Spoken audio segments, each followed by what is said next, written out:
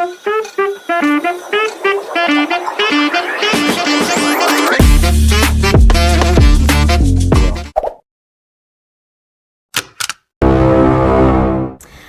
warahmatullahi wabarakatuh. Hai guys, berjumpa lagi bersama Mega Puspita di Rujuk Podcast Lugas dan Berimbang. Oke guys, pada kesempatan kali ini saya sudah bersama dengan salah satu anggota DPRD Kota Bekasi dari Partai P3. Siapa dia? Ini dia, Gus Solihin. Assalamualaikum Gus. Waalaikumsalam warahmatullahi wabarakatuh. Mbak Mega sehat, alhamdulillah. Boleh disapa dulu kawan-kawan rujuknya. Assalamualaikum warahmatullahi wabarakatuh. Salam semua warga Rujuk yang ada di Kota Bekasi. Selamat menunaikan ibadah puasa. Semoga berkah dan nikmat di bulan puasa ini. Iya. Oke guys, Rujuk juga mengucapkan marhaban ya Ramadan. Selamat menjalankan ibadah puasa untuk kaum muslimin dan muslimat dimanapun kalian berada. Oke deh, langsung aja nih pada kesempatan kali ini kita akan berbincang-bincang terkait dengan kinerja anggota dewan, ya, terutama kinerja daripada Gusol nih, yang akrab disapa Gusol. Ya. Langsung aja kita berbincang ya Gus ya.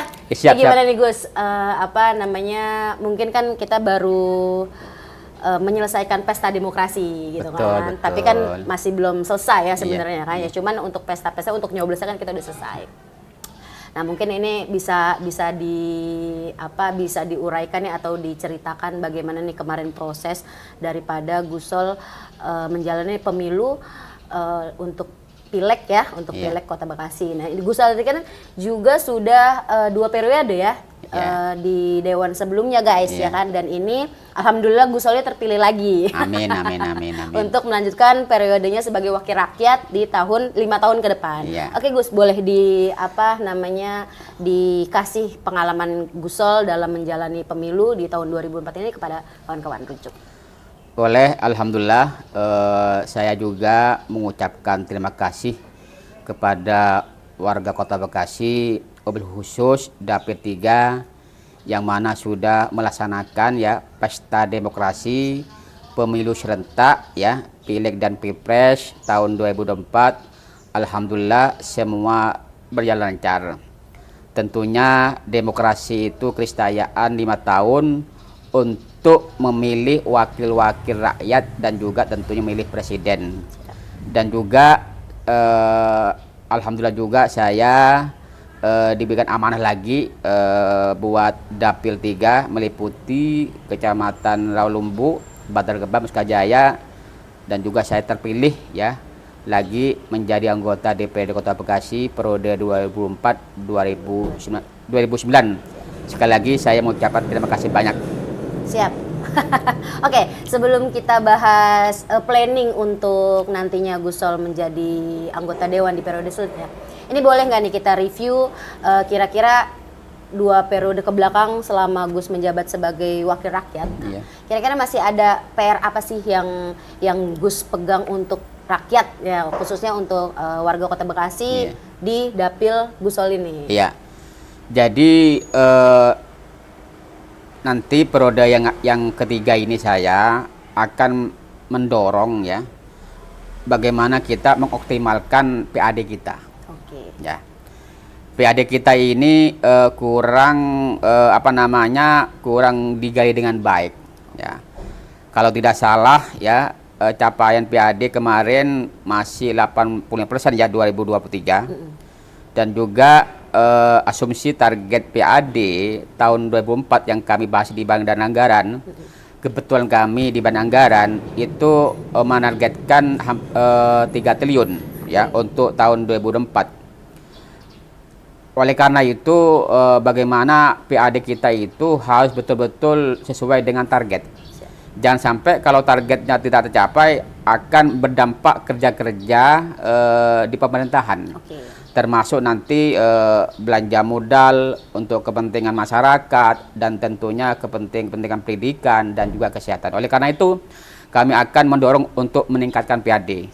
Kedua, ketika nanti PAD misalnya bagus, saya punya cita-cita, punya terobosan bagaimana ya bagi lansia-lansia itu pemerintah harus peduli dengan catatan harus diberikan BLT. Oh, BLT lansia. Lansia, lanjut usia, karena mereka itu sudah tidak produktif. Iya. Ya dong, tidak produktif, ya kan? Karena kalau tidak produktif kan kasihan mereka nggak kerja. Ya kalau misalnya lansia itu punya kontrakan, Iya. punya pensiunan. Kalau misalnya lansia misalnya kerjanya sembarautan, misal kuli bangunan, kalau sudah tua kan sakit-sakitan. Iya. Ya kalau misal anaknya kaya, kalau enggak, nah, ini pemerintah harus memperhatikan hal itu. Siap. Itulah kami akan dorong. Oke, Itu, Mbak. BLT lansia. Lansia. Oke, itu tuh untuk yang ke depan ya. Oh, iya. Tapi kalau untuk apa namanya yang sudah dikerjakan nih Gus Iya, ya, iya. kan pasti banyak juga nih Betul. aspirasi daripada Iya, masyarakatnya. Kira-kira boleh di-spill nggak sih apa aja nih untuk realisasi daripada Gusol terhadap aspirasi masyarakat? Banyak, Mbak Mega, aspirasi kami selama 2 periode ini. Periode yang kedua ini banyak yang kami salurkan, sampaikan kepada masyarakat, ya terutama dapil saya ya, dapil 3. Misalnya pengecoran jalan, ya pengaspalan jalan, ambulan, ya kan, memberikan dana hibah, ya. Ini kami sudah saya sudah kerjakan, tapi ini kadang-kadang saya miris sekali ya. Jadi ketika pemilu kan kami kan menjawab, ya artinya membawa aspirasi masyarakat ketika kami terpilih. Ketika aspirasi saya berikan kepada masyarakat, ini ketika pemilu masyarakat itu tidak melihat itu sekarang. Melihat endingnya, melihat ujungnya, yaitu tadi money politik. Ini berbahaya demokrasi ke depannya. Siap. Jangan sampai nanti dewan terpilih gara-gara aspirasinya tidak dihargai, tidak diberikan apresiasi oleh masyarakat dan RW dan ET, takutnya ke depannya dewan tidak bisa mengawal lagi. Kenapa? Tidak ada timbal baliknya. Timbal balik. Oke. Ya, orientasinya kita kan agar ada timbal balik. Siap. Ketika kami nanti menyalurkan lagi kan bisa diberikan suaranya kepada kami karena kami sudah bekerja. Siap. Tapi itu bagian pilihan demokrasi. Tapi fenomena kemarin yang saya alami selama pemilu ini luar biasa. Jadi aspirasi nggak pengaruh, yang pengaruh itu money politik. cuan. Waduh. Itu. Iya. Ini berbahaya Siap. ke depan demokrasi kita ini. Ya mungkin ya gimana ya Gus ya, mungkin ini bisa jadi PR juga nih untuk lebih mengedukasi lagi masyarakat biar bisa lebih menghargai demokrasi gitu ya, dan bisa melihat kinerja dewan yang memang sudah terrealisasi gitu. Justru guys. itu, Mbak. Contoh misalnya ada masyarakat sakit, Siap. ya kan, kita antar ke rumah sakit, ya kan. Misalnya Pak Dewan minta tolong dong di RSUD ini nunggunya lama untuk menemukan kamar, saya membantu. Siap. Emang tugas kami sih untuk membantu masyarakat. Tapi maksud saya ketika pemilu itu ya harusnya ada timbal balik. Siap. Agar apa? Agar nanti kita ada hubungan emosional lagi. Siap. Betul-betul dewan akan merawat betul. Kalau sistem kemarin ini saya tanda tanya. Ada umur di luar teman-teman dewan yang sekarang jadi menyampaikan aspirasi nggak pengaruh. Itu yang pengaruh cuan. Siap. Ini bahaya. Ya, bahaya sekali cuan ini. Kalau misalnya orang nggak punya uang tapi dia punya idealisme untuk memperjuangkan masyarakat, ini jangan berharap jadi dewan. Nah, itu. Ini harus kita bedah kembali. Siap. Apa yang salah hal-hal ini? Oke, itu guys ya. Jadi tadi berarti balik ke sistem pemilu ya guys Iya, ya. Jangan betul. sampai kalian ini terkontaminasi dengan money politik. Money politik, iya. Karena kasihan juga nih untuk dewan-dewan yang memang sudah bekerja keras untuk merealisasikan. Iya. Karena kan ya dewan tanpa rakyat juga nggak bisa jadi Betul, dewan betul, ya kan betul, ya. betul. Tapi rakyat tanpa dewan juga Iya, tidak ada aspirasi yang bisa disampaikan iya. gitu ya. Jadi emang harus ada timbal balik ya Gus. Tapi saya tidak ada ke sana. Tetap aspirasi saya untuk tahun 2024 ya tetap saya laksanakan tuh aspirasinya. Siap. Ya, karena kan memikirkan rakyat juga. Iya, saya tetap saya berikan juga Iya. aspirasinya. Kemarin ada pengaspalan, pengecoran jalan, sudah berjalan. Maksud saya harapannya itu besok ya saya minta tolonglah jangan melihat uang cuma 100.000 selama 5 tahun, 5 tahun mengorbankan kepentingan masyarakat. Siap. Itu yang saya maksud. Oke, di notice ya guys. Iya. Oke Gus, lanjut nih. Iya. Ini kan juga masih nuansa-nuansa hari ulang tahun Kota Bekasi. Iya.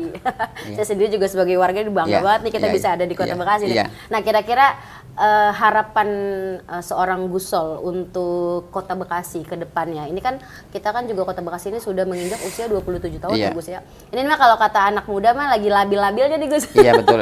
Ya kan ya usia Umur 27 tahun ya. Ya kan ya. Nah ini doa dan harapan untuk Gusol terhadap Kota Bekasi di hari jadinya yang ke-27 ini apa nih Gus? Iya, bahwa Kota Bekasi ini kemarin ya, tanggal 10 Maret 2024 sudah berusia 27 tahun. Ya.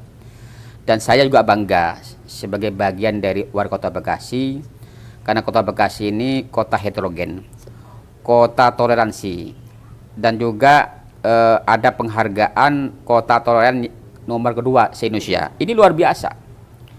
Membutuhkan kegotong royongan dan kita menghormati. Kenapa kota heterogen? Artinya ini suatu apa ya? Mujizat. Artinya suatu kebinekaan yang melekat kita sebagai warga negara Indonesia. Oleh karena itu bagaimana nanti kita terkait masalah toleransi kita tingkatkan kembali agar apa? Kalau satu daerah harmonis, insya Allah saya yakin banyak investor masuk ke Kota Bekasi. Oke, berarti lebih ditingkatkan lagi. Oh iya, tingkatkan lagi toleransinya, kedamaian, keguyuban, agar apa? Agar investor-investor dari dalam negeri, luar negeri bisa datang ke Kota Bekasi, ya. Ketika ada investor bagus, pasti banyak nanti uang itu berputar di Kota Bekasi. Dan pasti saya yakin ada lapangan kerja yang akan digerakkan kembali. Wah, jadi banyak tuh ya Gus, banyak yang itu akan terbuka gitu. Suatu daerah, satu negara, yang penting itu harmonisasi, kesinambungan dan kesejukan. Siap. Suatu daerah dan satu negara. Siap Gus. Nah mungkin ada pesan juga nih Gus atau ini kan juga Kota Bekasi ini kan masih dipimpin oleh seorang PJ. Iya. Tapi kan di tahun ini juga kita akan menghadapi pemilihan kepala daerah yang ada. Jadi Gus juga kan mau jadi calon wali kota nih. Nah ini kira-kira harapan untuk apa? Kan juga anggota dewan ini kan sebagai legislatif kan pasti berkolaborasi dengan eksekutif pemerintahan. Nah ini juga harapannya terhadap pemerintahan yang sekarang dan pemerintah yang akan datang, khususnya wali kota yang nanti akan memimpin Kota Bekasi ini seperti apa? Ya penting sekarang itu PJ memimpin Kota Bekasi jangan gaduh. Siap. Ketika suatu ngambil kebijakan, saya minta harus berkomunikasi dengan legislatif. Oke. Agar kebijakan itu terarah, bermanfaat untuk kepentingan warga Kota Bekasi. Siap. Intinya jangan ada kegaduhan. Karena PJ ini kan bukan sebagai dipilih oleh rakyat Kota Bekasi. Memang itu ditunjuk oleh Presiden melalui Kemendagri, ya kan? Saya melihat PJ ini masih gamang memimpin Kota Bekasi ini. Karena PJ ini kan karena bukan dipilih oleh rakyat, legitimasinya masih kurang. Ini saya lihat. Dan ngambil langkah-langkah dia terlalu kaku. Saya lihat nih. Dan saya lihat ini kan nggak ada gebrak-gebrakan di PJ ini. Ya gebrak-gebrakan. Dan saya juga tahu karena PJ ini kan menjalankan yang sudah ada. Oleh karena itu PJ sekarang sudah punya hak prerogatif. Jalankan sebaik-baiknya, jalankan sebenarnya untuk mengatur pemerintahan. Dan yang paling penting bagaimana mengkoordinasi birokrasi yang ada pemerintah Kota Bekasi, jangan sampai ada gap-gap. Nah, dan juga PJ jangan takut untuk menjalankan pemerintahan ini, yang penting tidak melanggar aturan. Oke. Ini saran saya ke PJ. Siap. Kalau untuk calon wali kota selanjutnya nih, apa Gusol calon wali kota? Ya, kalau bicara calon wali kota, kita minta doanya saja. Nanti insya Allah nanti saya habis lebaran kita akan ada langkah-langkah saya, ya kan, untuk bisa melakukan ya komunikasi politik dengan ketua-ketua partai yang ada di Kota Bekasi. Wah, jadi benar maju nih Gus. Insya Allah doakan aja. Kita doakan Iya, guys, semoga doakan Gus aja. Sol ini bisa menjadi wali kota Bekasi periode 2024 2029. 29. Semoga ya Gus ya, amin, Amin, ya kita amin, ya doakan. Rabbal alamin, iya. Oke Gus, boleh keynote speaker nih, pesan terakhir untuk teman-teman rujuk dimanapun mereka berada dan warga kota Bekasi, setelah kita melakukan pesta demokrasi Iya. dan menyambut hari Lebaran mungkin ini Iya. boleh disampaikan Gus. Pertama saya minta kepada kawan-kawan rujuk, pemilu sudah selesai, ya. Saya sampaikan dari tadi, pemilu atau demokrasi itu kestaraan 5 tahun. Boleh berbeda kemarin, boleh semua kompetisi, ya. Setelah ini sudah selesai, kita guyup kembali, ya. Agar apa? Agar kerja pokok untuk kepentingan warga yang lebih besar kita utamakan. Selesaikanlah itu, selesaikanlah. Tapi mari kita menerap ke depan untuk kepentingan masyarakat. Kedua, saya minta kepada warga rujuk, ya mari kita ya konsentrasi ibadah bulan Ramadan, dan saya minta jangan ada tawuran, ya. Tawuran. Kita berbanyak beramal, bersedekah, karena banyak keutamaan di bulan puasa ini. Kalau kita berdoa minta apapun, ya, di bulan Ramadan, kata Allah Subhanahu wa taala, yakin Allah akan memberikannya. Siap. Itu pesan-pesan saya, Mbak Mega. Siap, wah luar biasa nih Gus. Iya. Oke, semoga kabul. Amin, amin, Barokah. Rabbal alamin. Oke deh, terima kasih nih Gus untuk waktunya sudah berbincang dengan Rujuk Podcast. Terima kasih, Mbak Dan Mega. saya juga Tim pribadi Rujuk. mengucapkan terima kasih dan mohon maaf nih kalau tadi ada kecele-kecele. Iya, nggak apa-apa. Bercanda-bercanda Gus. Ya Sama, kan, semoga sama. beneran jadi wali kota. Iya, amin, amin. Saya juga mengucap terima kasih Siap. Mbak Mega bisa datang ke gubuk saya, ya. Bisa tahu begini gubuk saya, Siap. bisa saling berinteraksi dan Aduh. menjalin silaturahmi Siap. lebih baik lagi. Siap. Iya. Gue merendah mulu nih guys. Enggak. Oke nih guys, itu dia perbincangan kita dengan anggota DPRD Kota Bekasi, Gus Solihin. Semoga bisa memberikan informasi untuk kalian semua. So, Mega Puspita undur diri. Wassalamualaikum warahmatullahi wabarakatuh. Jangan lupa untuk di subscribe, like, comment, and share sebanyak-banyaknya Rujuk Podcast. Bye-bye. Bye-bye.